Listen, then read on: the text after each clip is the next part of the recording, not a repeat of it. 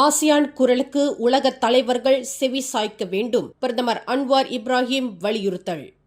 ஆபத்துகளை எதிர்கொள்ளும் ஆசியான் நாடுகளின் குரலை உலக நாடுகள் தீவிரமாக எடுத்துக்கொண்டு அஃது உலகளாவிய இலக்குகளில் ஒரு பகுதியாக இருக்க வேண்டும் என பிரதமர் டத்தோஸ்ரீ அன்வார் இப்ராஹிம் G20 உச்சநிலை மாநாட்டில் வலியுறுத்தியுள்ளார். இயற்கை பேரிடர்களை எதிர்கொள்ளும் திறன் என்பது நெருக்கடியின் போது மட்டுமல்லாமல் முன்கூட்டியே முதலீடுகள் வழியாகவும் நிதியுதவிகள் மூலமும் கட்டமைக்கப்பட வேண்டும் என்றும் இதில் மாந்தநேயத்தை மையமாக கொண்ட எல்லை தாண்டிய ஒத்துழைப்பும் தொடக்கநிலை எச்சரிக்கை அமைப்புகளும் அவசியம் என்றும் அவர் சுட்டிக்காட்டினார். உலகளாவிய எரிசக்தி தேவையும் சுத்தமான தொழில்நுட்பத்தின் திறனும் இலக்குகளை அடைவதில் இன்னும் ஒத்திசைக்கவில்லை என்பதை நாம் மறைக்க முடியாது என்று அவர் வெளிப்படையாக பேசினார். இதற்கு நேர்மையுடனும் நடைமுறை அணுகுமுறையுடனும் செயல்பட வேண்டும் என்று வலியுறுத்திய பிரதமர் கார்பன் தடத்தையும் அதன் தாக்கத்தையும் குறைக்கும் தொழில்நுட்பங்களில் மலேசியா தீவிரமாக முதலீடு செய்து வருவதாகவும் அறிவித்தார்.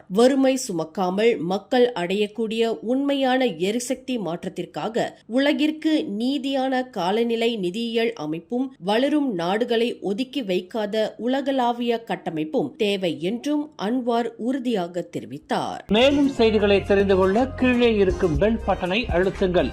உங்கள் மகிழ்ச்சியை வெளிப்படுத்த லைக் மற்றும் ஷேர் செய்யுங்கள். தொடர்ந்து திசைகளோடு இணைந்திருக்க சப்ஸ்கிரைப் செய்யுங்கள்.